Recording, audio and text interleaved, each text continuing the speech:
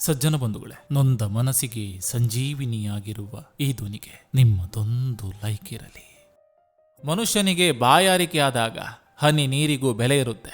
ಬಾಯಾರಿಕೆ ತೀರಿದ ಮೇಲೆ ಇಡೀ ನದಿಯೇ ಎದುರಿದ್ದರೂ ಅದಕ್ಕೆ ಕಿಮ್ಮತ್ತು ಇರಲ್ಲ. ಹಾಗೆ ನಮಗೆ ಒಬ್ಬರ ಅವಶ್ಯಕತೆ ಇದ್ದಾಗ ಮಾತ್ರ ಅವರ ಗುಣ ಕಾಣುತ್ತದೆ. ಅವಶ್ಯಕತೆ ಮುಗಿದ ಮೇಲೆ ಅವರ ಪ್ರೀತಿಯು ನಮಗೆ ಭಾರವೆನಿಸ್ತದೆ. ಯಾರು ನಮ್ಮ ಪರಿಸ್ಥಿತಿ ಹಾಗೂ ಭಾವನೆಗಳನ್ನು ತಿಳಿದ ನಂತರವೂ ನಮ್ಮನ್ನು ನೋಯಿಸ್ತಾರೋ ಅವರೆಂದಿಗೂ ನಮ್ಮವರಾಗಲು ಸಾಧ್ಯವಿಲ್ಲ. ಅಂಥವರಿಂದ ದೂರವಿರುವುದೇ ಒಳ್ಳೆಯದು. ಜಗತ್ತಿನ ಗದ್ದಲದಲ್ಲಿ ನಿನ್ನನ್ನು ನೀನು ಕಳೆದುಕೊಳ್ಬೇಡ. ದಿನಕ್ಕೊಮ್ಮೆ ನಿನ್ನ ಅಂತರಾತ್ಮದ ಜೊತೆ ಏಕಾಂತದಲ್ಲಿ ಮಾತನಾಡು. ಅಲ್ಲಿ ಸುಳ್ಳಿನ ಮುಖವಾಡವಿಲ್ಲ, ಅಹಂಕಾರದ ದ್ವೇಷವಿಲ್ಲ. ಕೃಷ್ಣನ ಕೊಳಲಿನ ಧ್ವನಿಯಂತೆ ಸತ್ಯ ಒಂದೇ ನಿನಗೆ ದಾರಿದೀಪ. ನಾನು ಎನ್ನುವ ಅಹಂಕಾರ ಮನಸ್ಸನ್ನು ಸುಟ್ಟರೆ, ನಾನೇ ಹೆಚ್ಚು ಎನ್ನುವ ದುರಹಂಕಾರ ಜೀವನವನ್ನೇ ಸುಡ್ತದೆ. ಜೀವನದಲ್ಲಿ ತಿಳುವಳಿಕೆಗಿಂತ ನಡವಳಿಕೆ ದೊಡ್ಡದು. ಯಾರೆಷ್ಟೇ ಭರವಸೆ ನೀಡಿದ್ರು ನಮ್ಮ ಜೀವನ ನಾವು ನೋಡಿಕೊಳ್ಳುವುದನ್ನ ಕಲಿತಿರ್ಬೇಕು.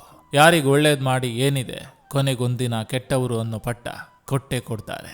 ಬಿರುಗಾಳಿಯ ನಡುವೆಯೂ ಅಲುಗಾಡದ ದೀಪದಂತೆ ನಿನ್ನ ಮನಸ್ಸಿರಲಿ. ಹೊರಗಿನ ಜಗತ್ತು ನಿನ್ನನ್ನು ಎಷ್ಟೇ ಕೆಣಕಿದರೂ ನಿನ್ನ ಮುಗುಳ್ನಗುವೆ ಅದಕ್ಕೆ ಉತ್ತರವಾಗಲಿ. ನೀನು ನಿನ್ನೊಳಗಿನ ದೈವತ್ವಕ್ಕೆ ಹತ್ತಿರವಾದಷ್ಟು ಈ ಜಗತ್ತಿನ ಯಾವ ಗದ್ದಲವೂ ಯಾರ ಟೀಕೆಯೂ ನಿನ್ನ ನೆಮ್ಮದಿಯನ್ನು ಕದಿಯಲಾರದು. ಮನೆಯವರ ಖುಷಿಗಾಗಿ ಮನಸ್ಸಿನ ಖುಷಿ ಮರೆತವರೇ ಹೆಚ್ಚು. ಯಾರನ್ನು ನೀನು ಯೋಗ್ಯರೆಂದು ನಂಬಿದ್ರು ಸಮಯ ಬಂದಾಗ ಅವರವರ ಯೋಗ್ಯತೆ ತಿಳಿತದೆ. ಸಜ್ಜನ ಬಂಧುಗಳೇ, ಇದು ಇಂದಿನ ಸಂಚಿಕೆ ಅಂತ ಹೇಳ್ತಾ, ಈ ಸಂಚಿಕೆ ನಿಮಗೆ ಇಷ್ಟವಾಗಿದ್ದರೆ ದಯವಿಟ್ಟು ಒಂದು ಲೈಕ್ ಮಾಡಿ, ಜೊತೆಗೊಂದು ಕಮೆಂಟ್ ಮಾಡಿ. ಮತ್ತೆ ಮುಂದಿನ ಸಂಚಿಕೆಯೊಂದಿಗೆ ಅತಿ ಶೀಘ್ರದಲ್ಲಿ ನಿಮ್ಮನ್ನ ಭೇಟಿಯಾಗ್ತೇನೆ. ನಿಮ್ಮೆಲ್ಲರ ಮನಸ್ಸು ಪ್ರಶಾಂತವಾಗಿರಲಿ ಅನ್ನೋದು ಈ ವಾಹಿನಿಯ ಉದ್ದೇಶ.